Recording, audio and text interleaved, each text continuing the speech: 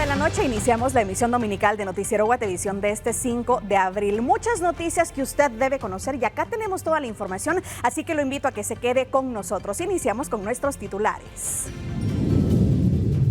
Accidentes automovilísticos, crecidas de ríos e incidencias en el lago de Atitlán marcan los sucesos de la Semana Santa. Autoridades aún no consolidan la cifra final de eventualidades ocurridas durante el descanso de los últimos 5 días. Semana Santa 2026 llega a su cierre con recorridos procesionales del Sábado Santo y de la celebración de la Resurrección, mientras fieles se congregan en las iglesias para conmemorar la Pascua y mantener viva la tradición. A puño limpio, de nuevo los comunitarios de Chivarreto organizan en Viernes Santo encuentros pugilísticos en un festival que congrega cada vez más turistas. Las perspectivas económicas para lo que resta del año están influenciadas por el sensible incremento del combustible. Autoridades de la Junta Monetaria plantean un panorama complicado si los carburantes y sus derivados no se reducen. Trump da 2 días para reabrir el estrecho de Hormuz a los iraníes, luego que Teherán rechazara cualquier intento de diálogo diplomático con Occidente. México albergará una parte del Mundial 2026, pero los precios de entradas a los estadios están por los cielos y los aficionados estiman casi imposible apoyar a su selección en su tercera justa mundialista en casa.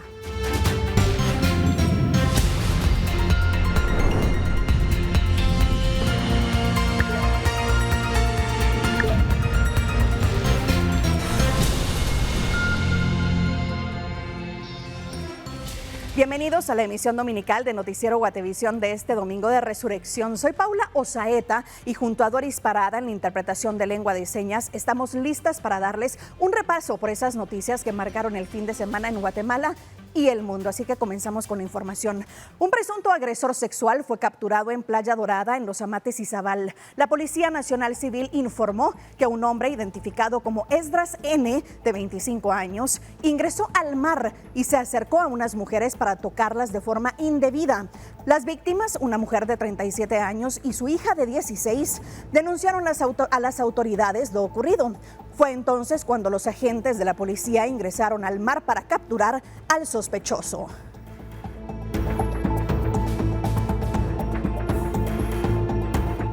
Y en horas de la mañana de ayer sábado se registró un ataque armado que dejó 4 muertos en la colonia Nuevo Texcoaco, La Gomera, Escuintla. Las víctimas fueron identificadas como Julia García, de 30 años, originaria de la colonia La Prosperidad, y Michael González, de 22, originario de la colonia Nuevo Texcoaco. Los datos de la otra pareja aún no se han dado a conocer. Según versiones de curiosos, los asesinos tenían a las 4 personas sometidas y cuando ultimaron a la primera pareja, los otros 2 salieron huyendo, pero fueron alcanzados a 3 cuadras. Los victimarios les dispararon en múltiples ocasiones.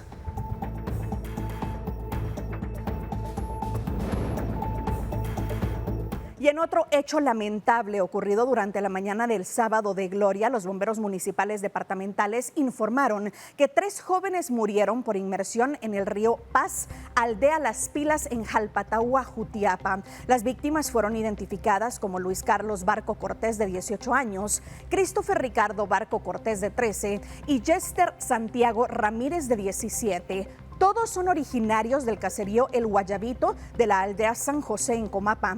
Según la información sobre lo ocurrido, las víctimas viajaron con familiares y amigos al río para distraerse y disfrutar del afluente. Los jóvenes ingresaron al río y cuando avanzaron a lo más profundo ya no salieron a la superficie. Las personas, al darse cuenta de lo ocurrido, sacaron a los 3 jóvenes del agua, los subieron a un pick-up y viajaron en busca de ayuda. En la aldea El Tempisque encontraron a los bomberos municipales departamentales, quienes ya nada pudieron hacer porque no presentaban signos vitales.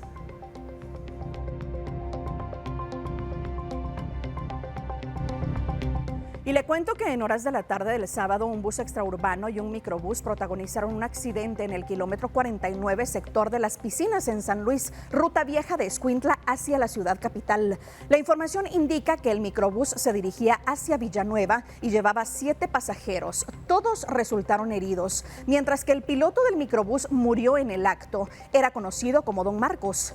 Testigos indicaron que el bus se conducía a excesiva velocidad y cuando el piloto frenó, el vehículo derrapó debido al asfalto mojado causado por la lluvia. Se pasó al carril contrario y chocó de frente con el microbús. El piloto, que supuestamente estaba bajo efectos de licor, fue capturado por la Policía Nacional Civil y trasladado a un juzgado.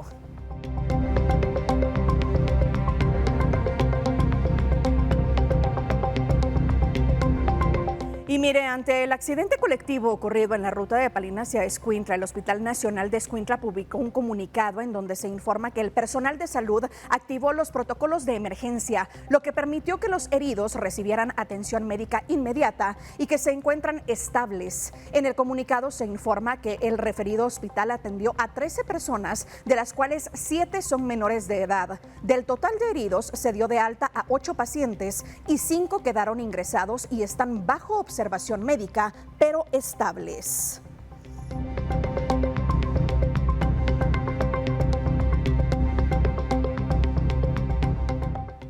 Y la Dirección General de Transporte del Ministerio de Comunicaciones informó en un comunicado que se presentaron en el kilómetro 49 de la ruta antigua a Palín, donde ocurrió este accidente colectivo, para hacer una inspección del bus de transportes Esmeralda. Y se determinó lo siguiente: por no contar con el sistema delimitador de velocidad, se impuso una multa de 20,011 quetzales. Por no contar con registro de piloto, se impuso una multa de 5,000 quetzales. Por último, la Dirección General de Transporte hace un llamado a los usuarios a denunciar cualquier anomalía para fortalecer la seguridad vial.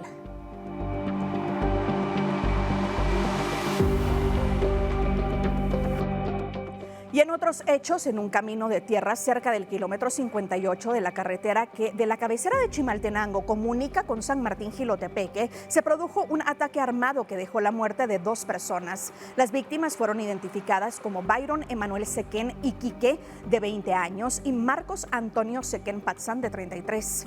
El hecho se registró a eso de las 19 horas con 35 minutos de ayer sábado. Los cuerpos quedaron a la par de una motocicleta en la que se conducían.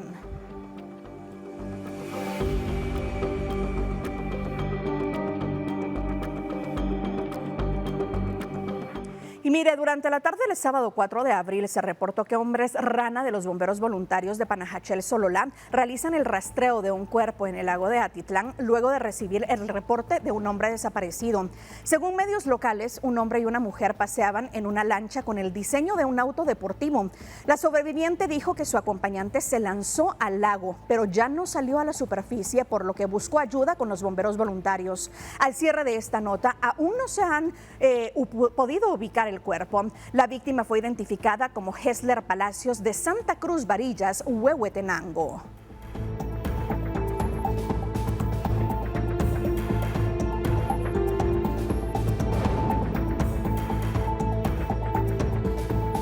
Y autoridades de tránsito alertaron sobre una alta carga vehicular en los principales ingresos a la ciudad de Guatemala este domingo debido al retorno de veraneantes tras el descanso de Semana Santa. Según los reportes, las rutas con mayor afluencia fueron la Ruta al Pacífico, la Interamericana, la Ruta al Atlántico y otros accesos hacia la capital, donde desde este domingo se observaron largas filas de vehículos. Autoridades indican que el mayor flujo se registró durante la mañana y mediodía, por lo que se mantuvieron operativos de control y regulación para agilizar la movilidad y reducir riesgos en la carretera.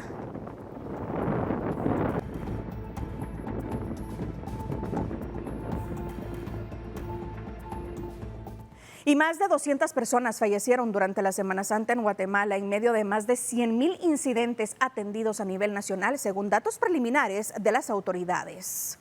sistema de atención durante la Semana Santa reportó más de 200 personas fallecidas y más de 100.000 incidentes atendidos a nivel nacional, según cifras preliminares. De acuerdo con el último informe, hasta el sábado de Gloria, se registran 208 personas fallecidas. De ese total, al menos 11 muertos están relacionadas por incidentes por ahogamiento. Solo el sábado 4 de abril se reportó 18 fallecidos por distintos hechos. En cuanto a personas heridas, se contabilizan más de 4.500 casos acumulados, mientras que solo ese día se reportaron más de 900 lesionados. Además, 838 personas fueron hospitalizadas durante el periodo, incluyendo 164 casos registrados en una sola jornada. El informe también da cuenta de al menos 106 personas desaparecidas durante la Semana Santa. En total, las autoridades han atendido más de 108.000 incidentes, incluyendo servicios médicos, información y asistencia mecánica en carreteras. Los datos son recopilados por distintas instituciones de atención, salud, seguridad y cuerpo de socorro a nivel nacional. Las autoridades indican que se trata de cifras preliminares y no descartan variaciones en los reportes finales, conforme continúe la recopilación de datos. Para Noticiero Guatevisión reportó Paula Carranza.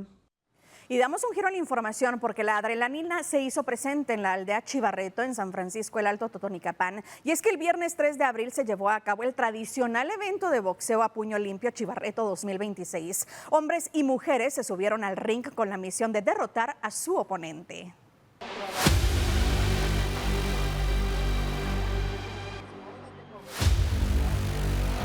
Autoridades comunitarias de la aldea Chivarreto San Francisco el Alto, Totonicapán, llevaron a cabo una edición más del evento Boxeo a Puño Limpio Chivarreto 2026.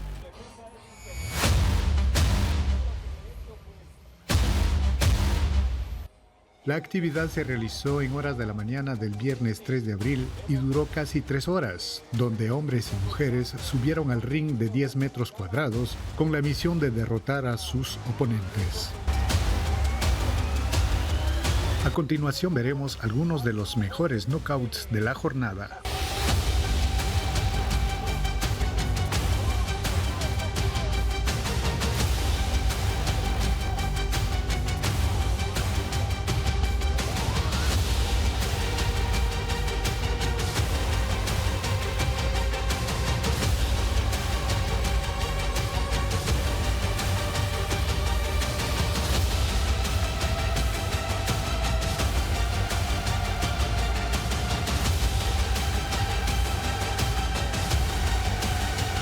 También hubo peleas que finalizaron con la rendición de uno de los oponentes y así evitar recibir más golpes.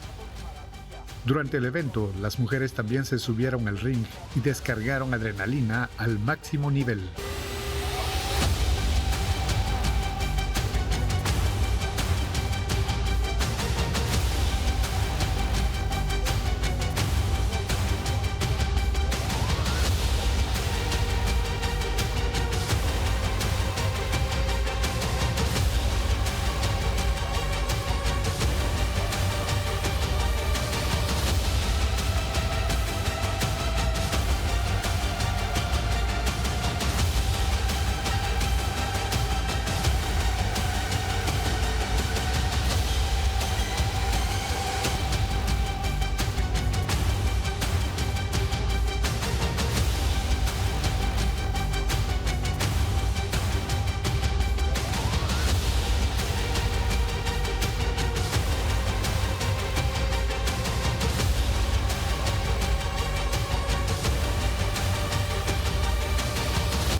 Los organizadores no solicitan el nombre de los boxeadores. Eso sí, deben cumplir con el requisito principal, golpear el rostro con el puño.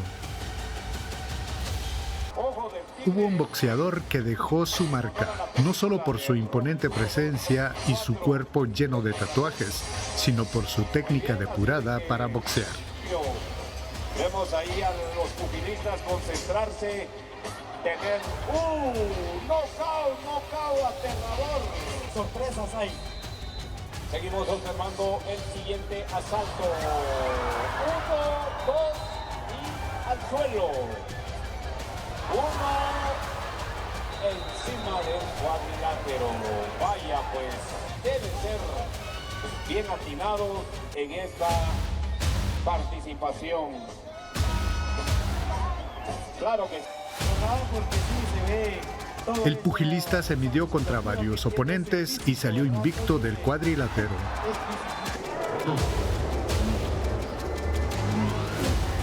Lo aventó de una vez. Unos buenos golpes se dieron los participantes. Y mire, vamos a cambiar de tema porque cuerpos electorales estudiantiles denunciaron presuntas irregularidades en la elección del rector de la Universidad de San Carlos y advirtieron incertidumbre a pocos días del proceso.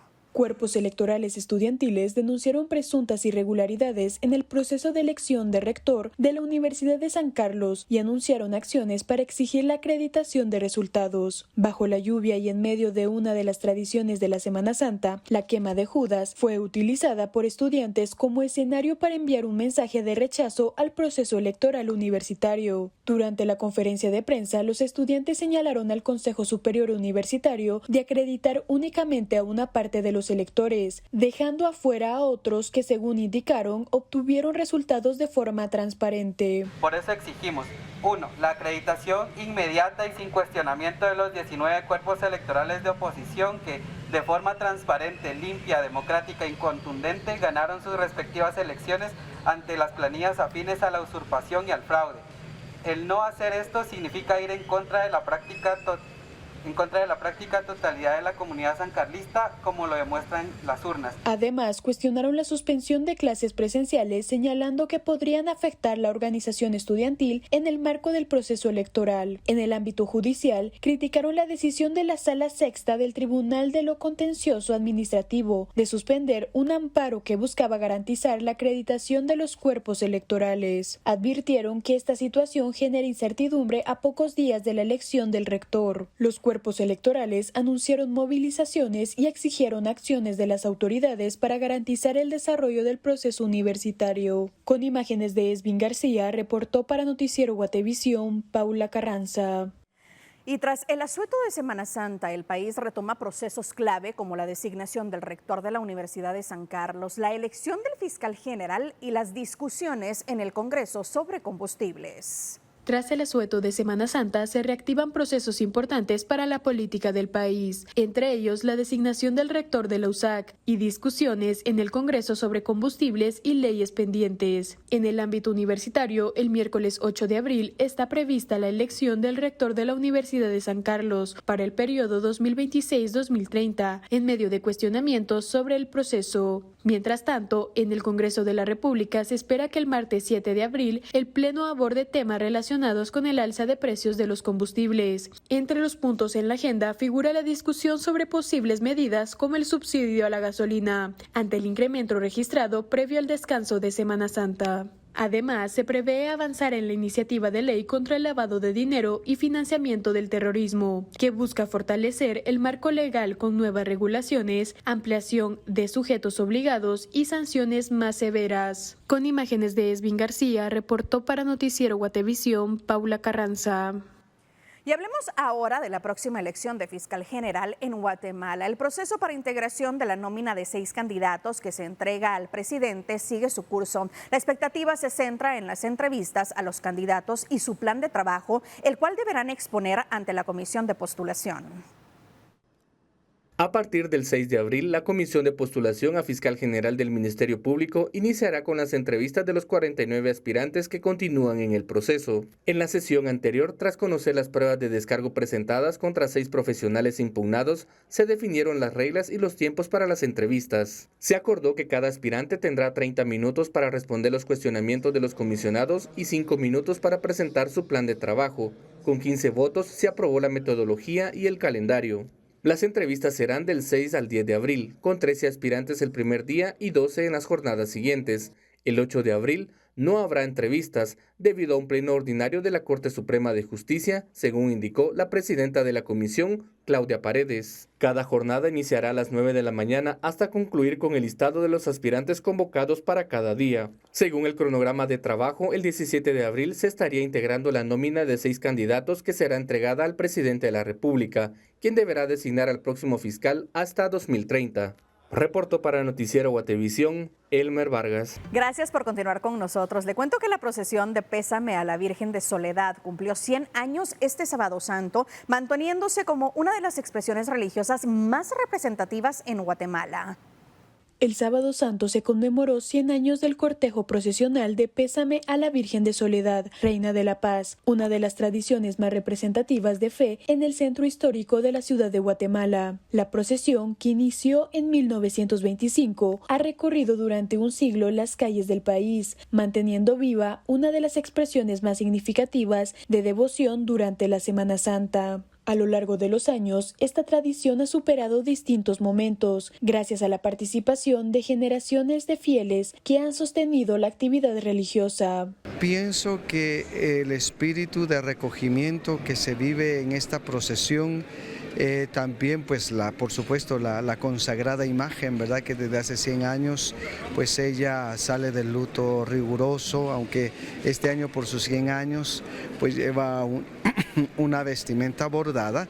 Sin embargo, normalmente sale con un luto riguroso para representar precisamente esa tristeza de la muerte del Señor, de su sepultura. Durante el recorrido, la imagen de la Virgen de Soledad transita por las principales calles del centro histórico, acompañada por devotos que participan en este acto de recogimiento. Las calles son adornadas con alfombras elaboradas con acerrín y flores, en un ambiente que refleja solemnidad y tradición. Este cortejo también es acompañado por 2 andas que van delante de la Virgen, por una procesión infantil que va marcando todo el recorrido.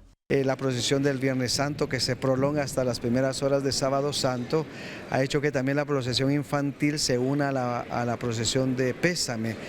Antes la procesión infantil se realizaba en horas de la mañana y por la tarde el Pésame. El cortejo permite a los asistentes reflexionar sobre los momentos posteriores a la crucifixión de Jesús, dentro de las actividades más emblemáticas del Sábado Santo. Este aniversario marca un siglo de continuidad de la tradición, que cada año reúne a miles de fieles en una de las manifestaciones religiosas más importantes del país. Con imágenes de Esvin García, reportó para Noticiero Guatevisión, Paula Carranza. Y con procesiones llenas de fe y tradición en el centro histórico y en el interior del país, la Iglesia Católica celebró el Domingo de Resurrección, marcando el cierre de la Semana Santa.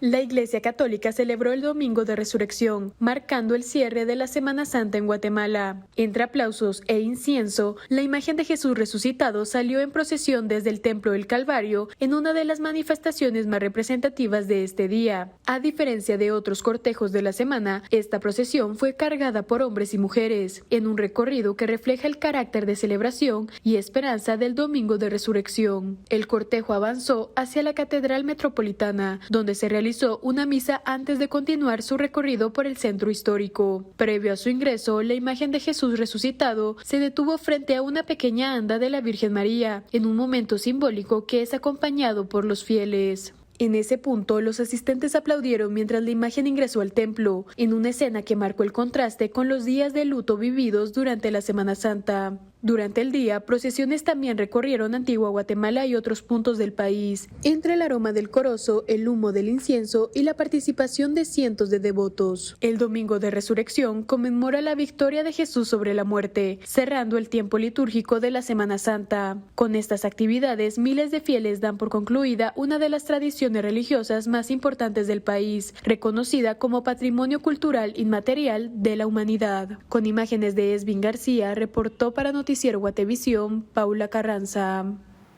Y la Iglesia Católica confirmó el fallecimiento de Monseñor Mario Enrique Ríos Montt, obispo auxiliar emérito de la Arquidiócesis de Guatemala, este Domingo de Resurrección. La Iglesia Católica en Guatemala confirmó el fallecimiento de Monseñor Mario Enrique Ríos Montt, obispo auxiliar emérito de la Arquidiócesis de Santiago de Guatemala, también conocido como el hermano del exmilitar y político Efraín Ríos Montt, quien falleció el 1 de abril del 2018, precisamente un Domingo de Resurrección. El deceso fue informado este Domingo de Resurrección por la Arquidiócesis de Guatemala a través de sus canales oficiales. El arzobispo metropolitano Gonzalo de Villa expresó expresó sus condolencias a la familia y destacó su trayectoria dentro de la iglesia. Monseñor Ríos Montt nació el 17 de marzo de 1932 en Huehuetenango y fue ordenado sacerdote en 1959. En 1987 fue nombrado obispo auxiliar de la Arquidiócesis de Guatemala, cargo que desempeñó durante varios años. En 2010 solicitó su retiro. Sin embargo, en 2011 fue designado como administrador apostólico del Vicario de Izabal. Durante su vida pastoral fue reconocido por su trabajo en temas de derechos humanos y su cercanía con comunidades afectadas durante el conflicto armado interno. También enfrentó amenazas de muerte en ese contexto. Según registros de la Oficina de Derechos Humanos del Arzobispado, la Iglesia destacó su legado pastoral y su labor en favor de la población, mientras fieles expresan muestras de condolencia por su fallecimiento. Con información de William Oliva, para Noticiero Guatevisión, Fernando Maxul. Ya estamos de regreso para contarle que la falta de acuerdo en la Organización Mundial del Comercio deja a Guatemala entre los países que mantienen sin aranceles las transmisiones digitales. Guatemala forma parte de un grupo de países que decidió mantener la prohibición de aranceles a las transmisiones digitales, tras no alcanzarse un acuerdo global en la Organización Mundial del Comercio. La moratoria, que impedía aplicar impuestos al contenido digital como libros, música, videojuegos y películas, venció el 31 de marzo, luego de que los países miembros de la OMC no lograran consensuar una prórroga. Ante la falta de acuerdo, un grupo de 23 países, incluido Guatemala, anunció que continuará aplicando esta medida de forma voluntaria entre sus integrantes. La decisión busca mantener el flujo de comercio digital sin restricciones, en un contexto donde cada vez más servicios y productos se distribuyen en línea. El desacuerdo de la OMC se centró en el plazo de la extensión, ya que algunos países proponían mantener la moratoria por más tiempo, mientras otros planteaban prórrogas más cortas. Además, otro grupo de países también recordó mantener la medida de forma temporal, dentro de acuerdos específicos sobre comercio electrónico. Especialistas señalaron que esta decisión tiene impacto en la economía digital, ya que permite evitar el incremento en costos de servicio y productos digitales para usuarios y empresas. Las negociaciones sobre este tema continuarán en las próximas reuniones de la OMC, mientras los países mantienen medidas temporales para regular el comercio digital. Para Noticiero Guatevisión reportó Paula Carranza. Y en otros temas, esta semana Salud confirmó las primeras 2 muertes por sarampión, que fueron 2 menores de 1 año que no tenían el esquema de vacunación completo. Además, usuarios denunciaron alza en el pasaje y el Consejo Nacional de Desarrollo Urbano y Rural aprobó la distribución de una ampliación presupuestaria de 192 millones de quetzales para 2026 destinada a los cocodes. Esto y más lo revisamos en la semana en detalle.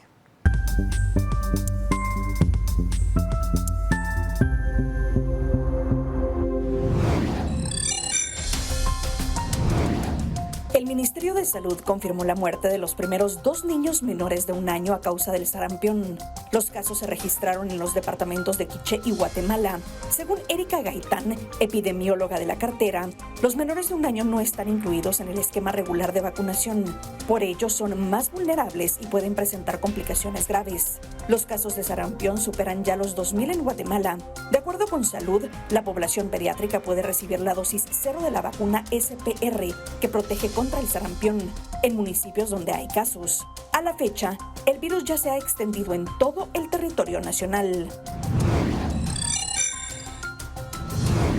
La tensión por la elección de rector de la Universidad de San Carlos de Guatemala aumentó luego de que una sala suspendiera el amparo presentado por cuerpos electorales estudiantiles, decisión que ha generado inconformidad en distintos sectores. Como medida de presión, estudiantes salieron a manifestar, bloqueando carriles frente al organismo judicial, provocando complicaciones en el tránsito y obligando a las autoridades a recomendar rutas alternas. La protesta surge mientras avanza el proceso electoral universitario, en medio de cuestionamientos por la acreditación de los cuerpos electorales a pocos días de la elección final. Usuarios del transporte público denuncian un incremento de hasta 2 quetzales en el pasaje en distintas rutas metropolitanas y departamentales. pese a que no existe autorización oficial. Con mensajes colocados en las unidades, transportistas justifican el alza por el aumento en el precio del combustible, lo que ha generado molestia entre los pasajeros, quienes aseguran que afecta directamente su economía diaria. La Dirección General de Transportes confirmó que no ha avalado ningún ajuste tarifario y que ya se activaron operativos de verificación ante múltiples quejas ciudadanas. La situación también se replica en departamentos como Quetzaltenango y Suchitepeques, donde el pasaje ha subido incluso hasta 5 quetzales en algunos casos, provocando sanciones, advertencias de las autoridades y exigencias de mayor fiscalización para evitar cobros arbitrarios. El Consejo Nacional de Desarrollo Urbano y Rural aprobó la distribución de una ampliación presupuestaria de 192 millones de quetzales para 2026, destinada a los consejos departamentales de desarrollo, utilizando de forma excepcional datos de pobreza extrema municipal como criterio de asignación. Además, se instruyó actualizar el modelo de distribución incorporando indicadores como reducción de pobreza y ejecución de fondos. En paralelo, avanzan la planificación para 2027, donde las municipalidades tendrán un plazo limitado hasta el 10 de abril para presentar sus proyectos priorizados, en medio de ajustes marcados por la Semana Santa.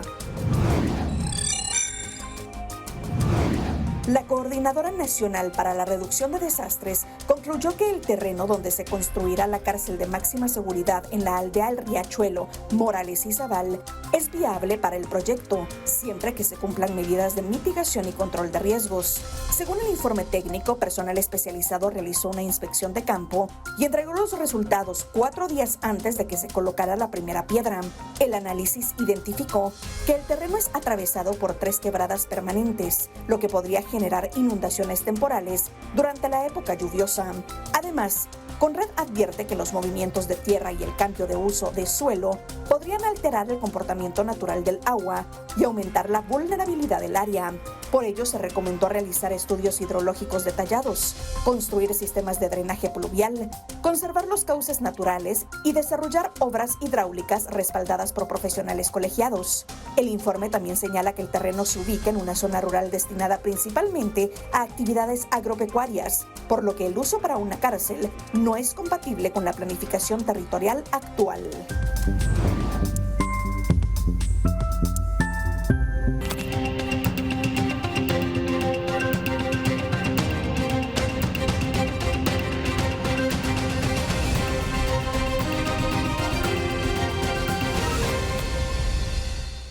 La Junta Monetaria advierte un aumento en la incertidumbre económica global por el conflicto en Oriente Medio y el alza del petróleo, mientras Guatemala mantiene sus proyecciones de crecimiento, aunque bajo presión por la volatilidad internacional y posibles ajustes del FMI en abril.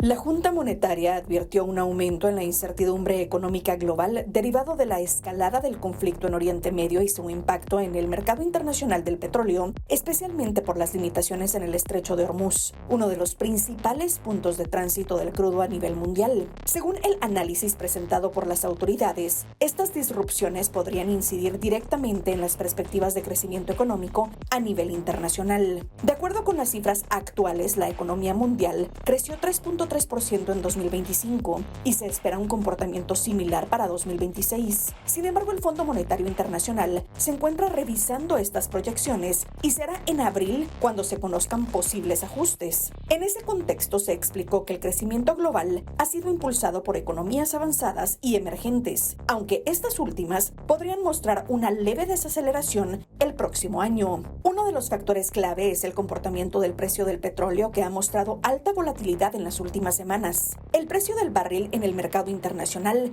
ha registrado incrementos importantes en comparación con el año pasado, mientras que el promedio durante marzo se ubicó en $71.29. Este aumento responde en gran medida al alza del índice de riesgo geopolítico, que ha superado incluso los niveles observados durante el conflicto entre Rusia y Ucrania. Las autoridades monetarias señalaron que el cierre de facto del Estrecho de Hormuz ha generado presiones adicionales en los mercados energéticos energéticos, provocando un encarecimiento del crudo y sus derivados. No obstante, el escenario base contempla que esta situación sea temporal y que los precios puedan estabilizarse una vez se reduzcan las tensiones en la región. En el ámbito nacional, la Junta Monetaria informó que las proyecciones de crecimiento económico para Guatemala se mantienen estables, con un valor central de 4.1%. Indicadores de corto plazo reflejan un desempeño positivo, como el índice mensual de la actividad económica, que en enero registró un crecimiento de 4.4%, mientras que el índice de confianza económica se mantiene en zona de expansión. Asimismo, las remesas continúan mostrando un comportamiento favorable, con un crecimiento de 6.7% al 19 de marzo, una proyección de cierre cercana al 5% para finales de año. En cuanto al comercio exterior,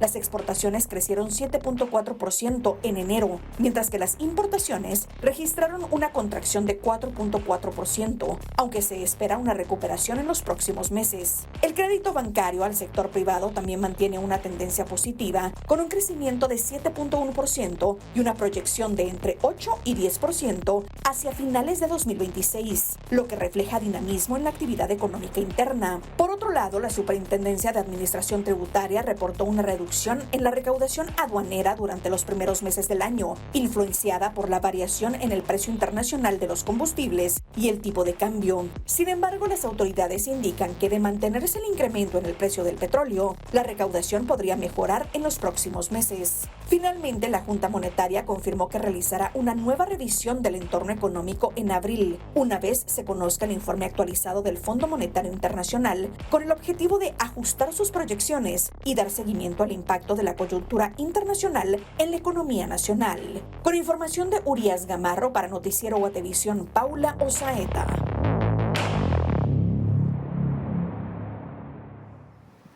Y ahora es momento de conocer esas noticias que se han hecho virales en las redes sociales. Esto es Mundo Insólito. Una tragedia conmocionada. 10 personas muertas y 46 highway y terminó volcado entre los árboles.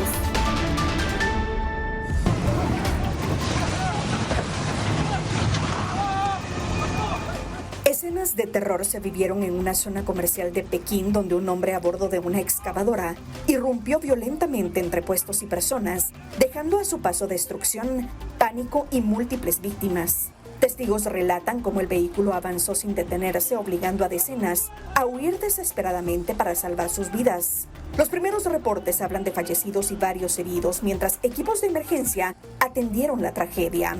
El conductor fue reducido por civiles antes de ser detenido, pero hasta ahora se desconocen las causas de este violento ataque.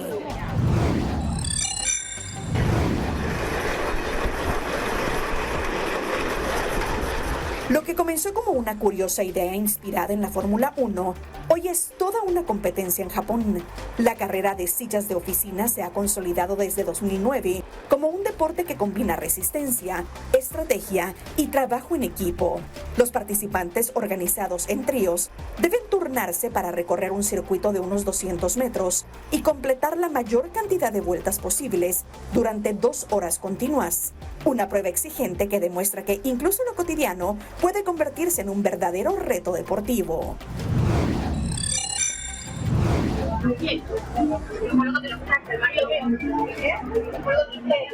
Una violenta riña entre 2 mujeres en Cali, Colombia, terminó en tragedia y en medio de la polémica, ambas se enfrentaron con cuchillos en plena calle, dejando como resultado una fallecida.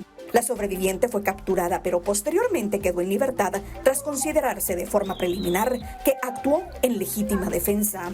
El caso ha generado un intenso debate social y jurídico, mientras las autoridades continúan con la investigación para determinar si la decisión se mantiene o si podrían presentarse cargos más graves.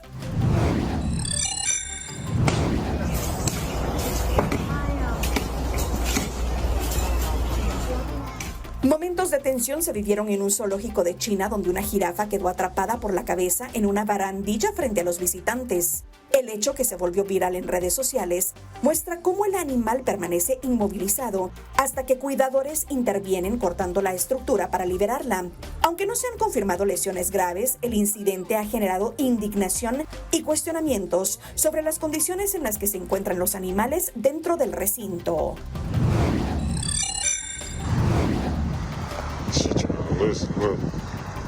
Un video aficionado captó el momento en que una mujer bajo custodia policial logró escapar de un patrullero, aún esposada en Michigan, Estados Unidos. La sospechosa, que tenía una orden de captura vigente, aprovechó un descuido de los agentes mientras inspeccionaban su vehículo para huir hacia un campo cercano.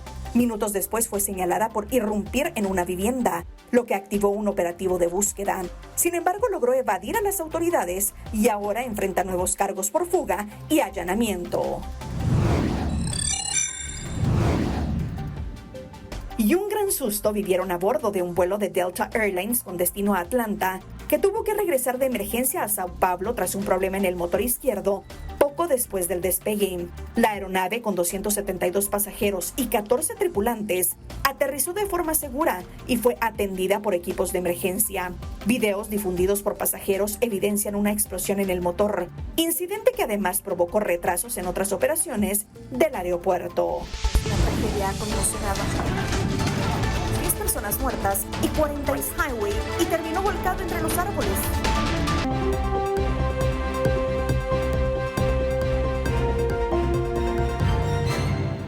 Es momento de conocer lo que sucede en el mundo. Donald Trump endurece su postura y lanza un ultimátum a Irán con la amenaza de desatar un infierno si no abre el estrecho de Hormuz en 48 horas, en medio de bombardeos, tensiones con Rusia y advertencias de un posible riesgo nuclear que elevan la crisis en Medio Oriente.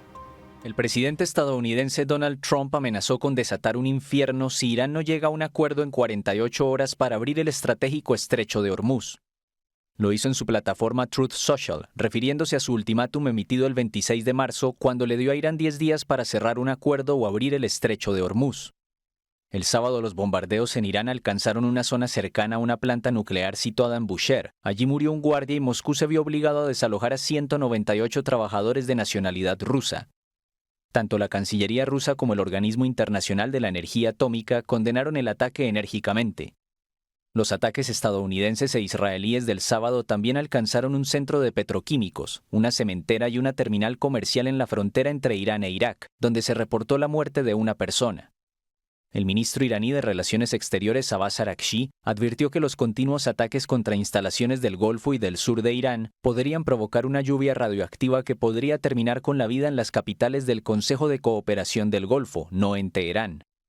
Irán ha respondido con ataques contra infraestructuras de aliados de Estados Unidos en el Golfo, además de prácticamente bloquear el estrecho de Hormuz, una vía marítima crucial por la que solía transitar un 20% de los hidrocarburos consumidos a nivel mundial. Entretanto, sigue la carrera entre Estados Unidos e Irán por ser el primero en encontrar a un aviador estadounidense después de que un cazabombardero F-15E se estrellara en el suroeste de Irán. Uno de los dos pilotos se eyectó en pleno vuelo y fue rescatado por las fuerzas especiales, pero se desconoce la suerte del segundo, según medios de comunicación estadounidenses. En otro frente, el ejército israelí afirmó el viernes que había atacado más de 3.500 objetivos en todo Líbano desde que comenzaron los combates con el movimiento islamista proiraní Hezbollah el 2 de marzo. En el sur del país, en la ciudad costera de Tiro, un hospital resultó dañado por bombardeos israelíes contra edificios cercanos, que dejaron 11 heridos, según el Ministerio de Salud libanés, que ha reportado al menos 1.638 muertos desde que empezó la guerra. Y un avión de combate estadounidense A-10 Warthog se estrelló cerca del estrecho de Hormuz casi al mismo tiempo que Irán derribaba un caza F-15 dentro de su territorio, en un nuevo episodio de la escalada militar, según funcionarios estadounidenses. El único ocupante del A-10 se encuentra a salvo bajo custodia, mientras continúa la búsqueda del segundo tripulante del F-15, cuyo paradero aún se desconoce. El incidente marca un nuevo paso en la operación Furia Épica en medio de la ofensiva impulsada por la administración de Donald Trump contra Teherán.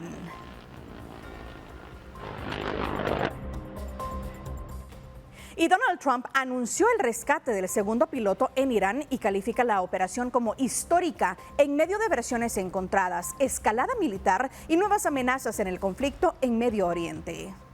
El presidente Donald Trump anunció el domingo que las fuerzas estadounidenses rescataron sano y salvo al segundo piloto caído en Irán, en una operación que calificó como una de las más audaces de la historia de su país. El avión, un cazabombardero F-15E, se había estrellado en el suroeste de Irán el viernes y sus dos ocupantes se habían eyectado en vuelo. El ejército iraní aseguró que había derribado el aparato y las autoridades habían prometido una recompensa por la captura con vida del segundo ocupante. Trump informó en un principio que el militar estaba sano y salvo, pero más tarde dijo que el piloto está gravemente herido. El ejército de Irán afirmó que la operación estadounidense fracasó por completo.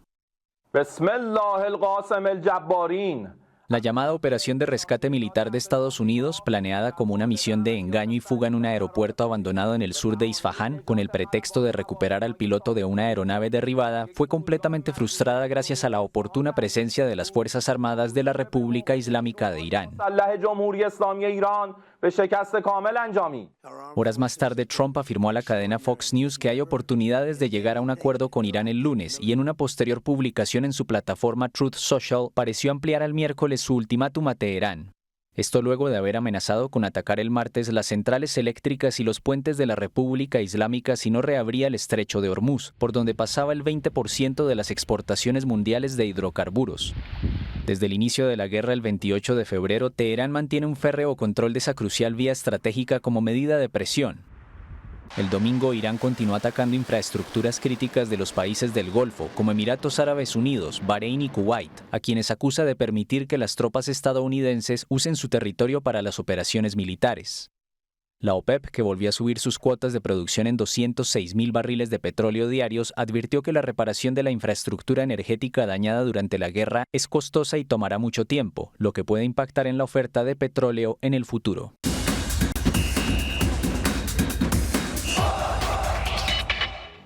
Ya estamos de vuelta y lo hacemos con noticias deportivas. Finalizan los partidos de la jornada 18 de la Liga Nacional que nos dejan emociones, empates que saben a victoria y resultados que mueven la tabla. Todos los detalles de estos encuentros y sus anotadores los tienen con nuestro compañero Kevin Gordillo. Arrancamos con el resultado de la categoría mayor del torneo Clausura 2026, donde el conjunto de Aurora FC no logró hacerse fuerte en casa y terminó cayendo por el marcador 2-0 ante un sólido Antigua GFC. Durante gran parte del encuentro, el partido se mantuvo cerrado, con pocas oportunidades claras y mucha disputa en el medio campo. Aurora intentó generar peligro, pero se encontró con una defensa bien organizada por parte del conjunto colonial, que supo mantenerse en orden y esperar su momento. Fue hasta el minuto 76 cuando se rompió el cero en el marcador. Kevin Macareño apareció en el momento justo para abrir el camino y darle la ventaja a Antigua. Aurora intentó reaccionar en los minutos finales, adelantando líneas en búsqueda del empate, pero esa necesidad terminó dejando los espacios atrás. Antigua supo aprovecharlos y ya en el minuto 89 Brian Castañeda sentenció el encuentro con el segundo gol. En el otro compromiso, Comunicaciones FC golpeó primero en el marcador gracias a Dairon Reyes, quien al minuto 13 puso el 1-0 a favor del conjunto crema. Pero la respuesta llegó por parte del Deportivo Mictlán. Kendel Herrarte apareció para marcar el empate 1-1, resultado con el que finalizó el encuentro, dejando un reparto de puntos en un partido muy disputado. Para Noticiero Guatevisión informó Kevin Gordillo.